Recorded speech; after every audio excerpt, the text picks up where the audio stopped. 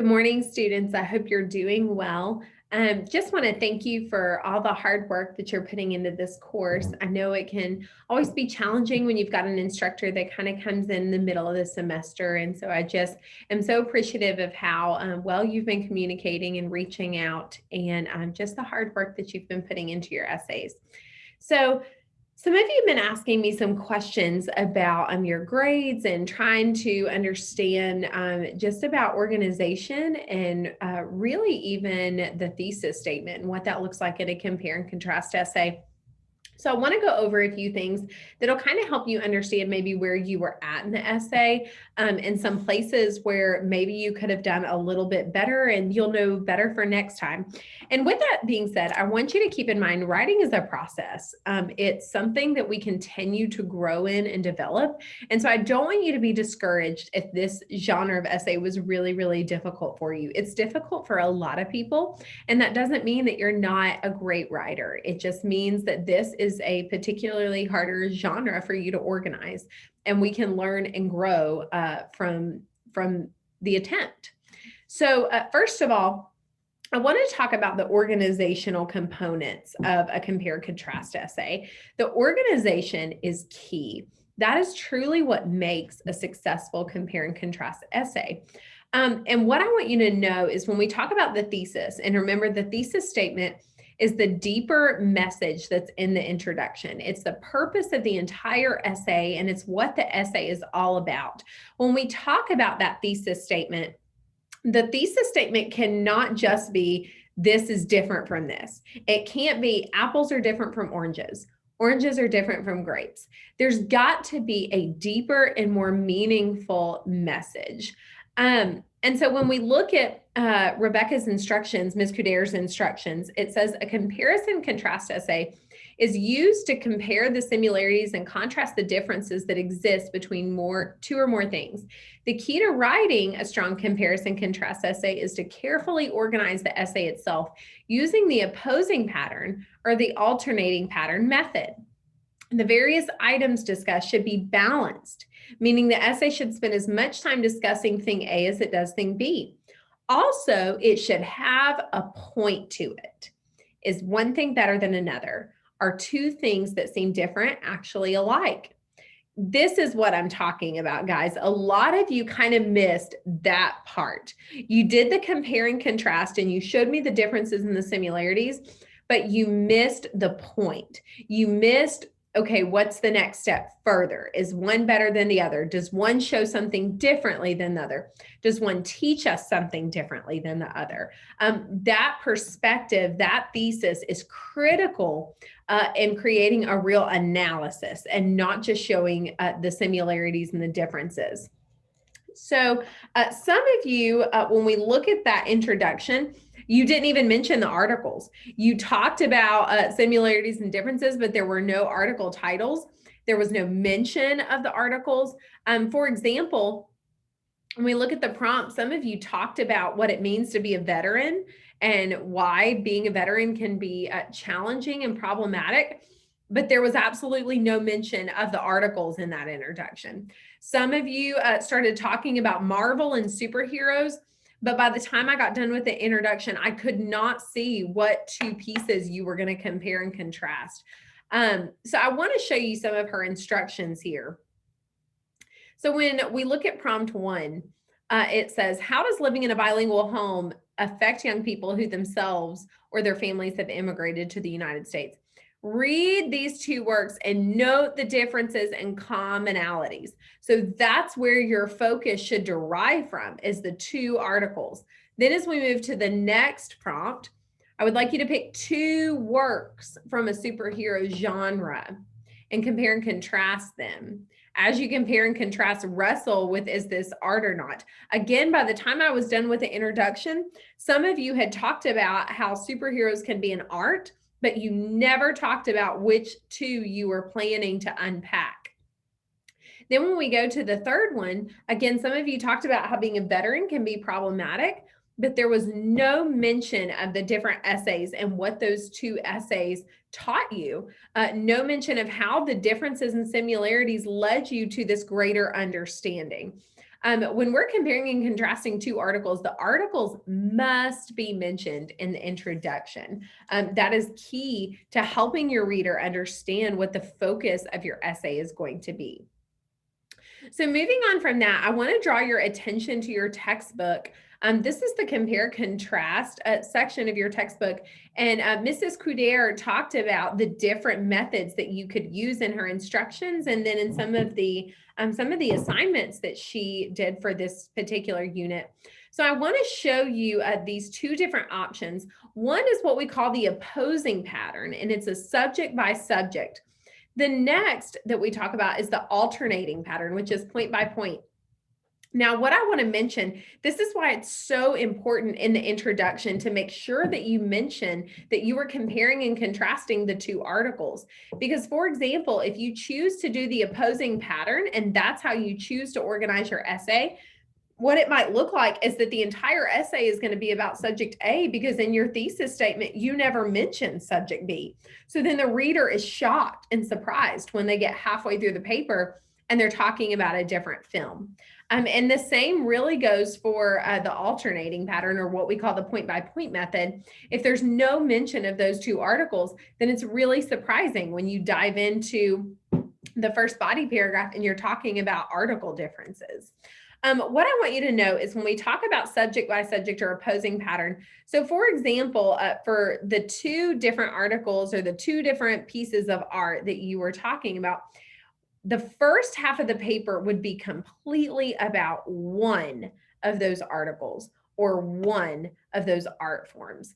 The second half of the paper would be about the next article or the next art form. But what I want you to see, the points should be comparing the same ideas. So whatever you're comparing in point one for your first article should be the same point of comparison for point one in your second article, and so forth.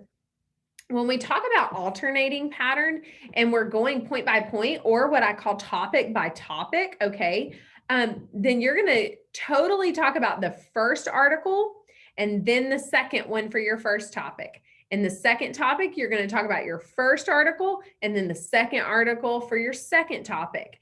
In your third point, you're going to go the first article and then the second article. And guys, what I want you to see, this is a very clear organizational pattern. I think this is where a lot of you really struggled. You were a little bit all over the place, or some of you kind of had two introductions. You introduced the concept of art, or the concept of being a veteran, or the concept of being bilingual. But then in the next paragraph, you kind of summarized the two different pieces. And a summary and a comparison are two different things. When we are comparing, we are actually strategically pulling points, okay? These are not things that are just coming from the articles. These are critical points that we have derived from reading the articles. And so it's just simply not enough to summarize the first article and then summarize the second.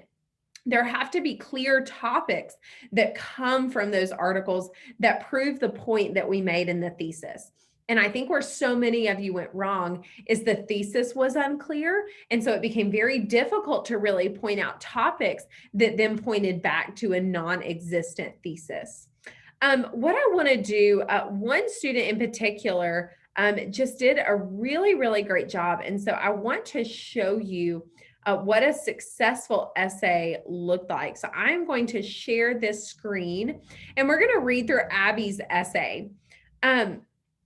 Here we start with the introduction, and it says, Marvel is one of the most celebrated companies in America, bringing fantasy and action to all age groups. The company has interpreted the comics in various ways. Movies and TV shows produced through Netflix, Disney, Sony, or Disney Productions, and each time they bring similar yet different elements and messages to the screen for the audiences. So what you're already seeing there, she's already kind of giving you, she's sprinkling that she's going to be comparing and contrasting. Okay. Netflix and Disney have wildly different takes on how they make good television. The Netflix original Daredevil portrays the graphic parts of what it takes to be a superhero, while the Disney and Loki provides a more kid-friendly version of the superhero lifestyle. The two shows can be both compared and contrasted in various ways, whether it be their message, the violence, or even the purpose of the hero themselves.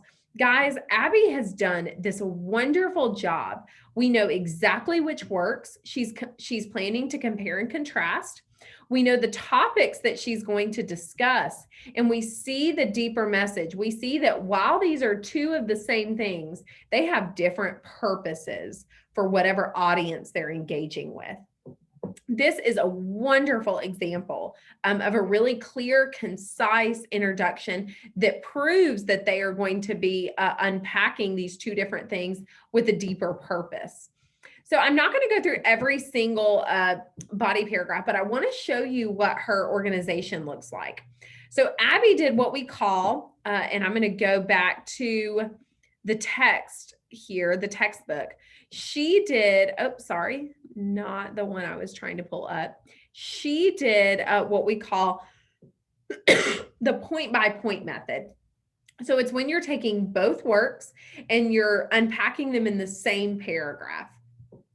So it says both Daredevil and Loki share similarities in which they are streamed currently, their roles in the shows, and their use of special abilities to help others. So what she's doing is she is showing the similarities, okay? That is her purpose in this paragraph, is to show where they are the same. The two shows are currently streaming on Disney, and Loki being an original, while Daredevil was added to the platform on March 16th. The main superheroes of each show present themselves as vigilants. Matt Murdock, his alter ego as Daredevil, is a lawyer who ironically breaks the law that he has sworn to protect by being a vigilant. Loki is presented as a villain initially, but changes while he attempts to save the timeline. Murdock and Loki are both prepared to sacrifice it all to save the world they live in. Both shows portray the message of individualism and self-importance. Okay, in Daredevil, Karen Page says, what does it mean to be a hero? Look in the mirror and you'll know. Look into your eyes and tell me that you are not heroic. And we see that she has a really nice in-text citation there. Karen stresses the importance of the self and how one person can make a difference, powers or not. Loki shows self-importance when he says, I'm on the verge of acquiring everything I'm owed, and when I do it, I'll do it because I did it. He shows individualism and self-importance by asserting that he will get what he deserves because he will do it himself without anyone taking away the glorious purpose. Loki and Murdock protect the world with special abilities that were given to them. Loki was gifted with magic at birth and deemed a god. Murdock was blinded in a chemical accident, which enhances other senses. Both shows have the quality of making decisions between what is right and wrong. So what I want you to see here, she is giving us all the similarities, okay? And while there's a lot here, I do think maybe it could have been organized even a little bit more strategically. There is a system in place. We see that she is showing the similarities in the topic sentences, and then she goes and she addresses Loki, and then she addresses Daredevil. And then again with the next point, we do Loki, and then we look at Daredevil. And then even here at the end,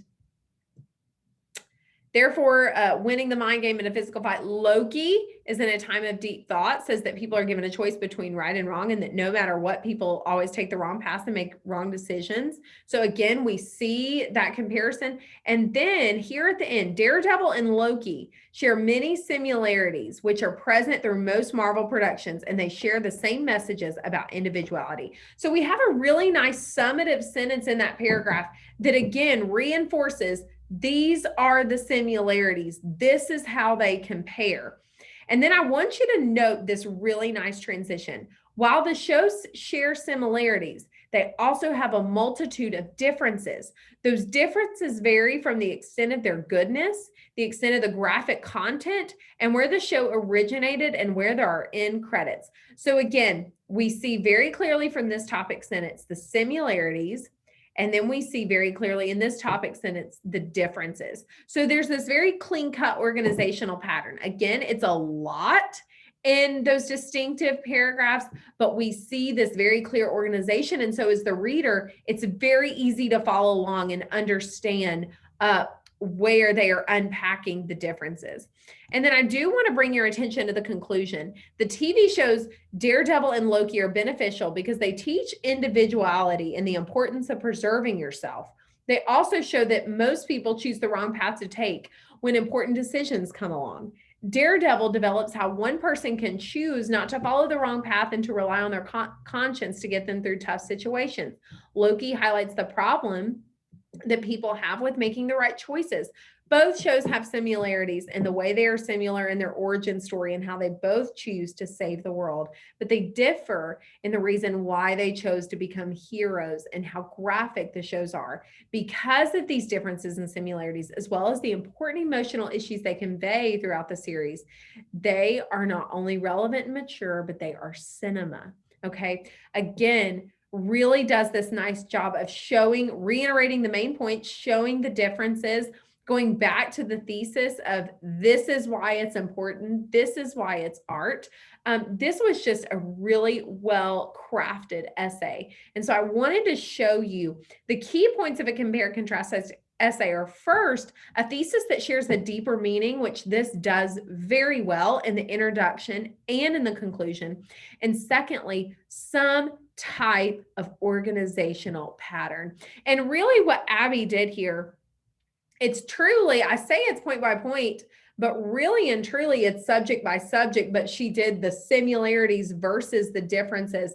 And while that may not be exactly on the textbook, while that may not be, oh, she didn't do it exactly structured as the textbook says, the organization is apparent.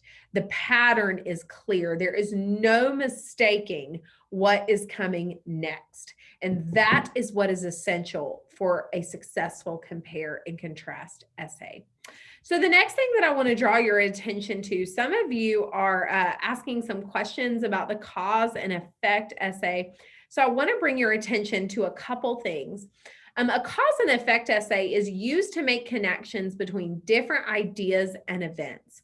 What I want you to note in the possible topics for this assignment, you guys, is make sure that you're not trying to achieve both things in each topic. So for example, on prompt number 1, it says, explain the reasons why students tend to flunk out of college. You could also explain reasons why they tend to flourish in the same environment or incorporate some strategies for student success. Alternatively, which means or, you could focus on the same issue in a high school setting. I want to make sure that you're not trying to unpack both of these things in one essay. It's going to cause your thesis and your organization to be a bit disruptive. So make sure that you're choosing one. Just an example to give you for a cause and effect essay, and this is just a very tangible way for you to think of. I want you to think of if the effect is low job satisfaction, okay? Some of you may experience this, right? Especially those of you that are younger and you're working entry-level jobs or you're working part-time jobs that may not have a lot of glitz and glamour. Maybe you are someone where your job satisfaction is low, okay? That's the effect that's on you. That is what is occurring. When you think about a cause and effect essay, there are direct correlations to those couple things. So if we think about low job satisfaction, what causes that? Okay. So from an adult's perspective in an adult world, child care complications can be an issue with low job satisfaction. Maybe hours are between 5 a.m. and 10 a.m. and that's just not conducive for a child. Maybe one of the causes are poor communication. Maybe in your department or with your supervisor, your boss, there's not a good system of communication. And so you walk in, you never know what's going on. If problems are coming to surface, you don't know what to do.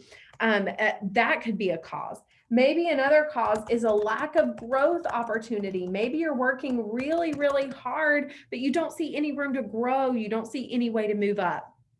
These are all direct causes of the effect of low job satisfaction. So that's just a little tangible example to kind of show you how this essay is going to break down and the ways that you should be thinking as you're constructing this essay. Guys, if you have any questions, please don't hesitate to reach out. You have my telephone number and you have my email address, and I'll be glad to walk through some of the comments on your compare and contrast essay. Or if there's anything that I've talked about in this video that you're not fully understanding, I would love to unpack those things with you. Mrs. Couder, I do want to tell you, is going to be coming back to class in a couple weeks. Her predicted date is to be here sometime the week after Easter. And so thank you so much for checking in on her and caring and being so kind. She's really excited to see you guys again. And it's been such a pleasure working with you during this time that she needed to take a little bit of leave. So again, if you have any questions, don't hesitate to reach out, and I will be here to answer any questions you have. Have a wonderful day, and let's continue to make it a great week.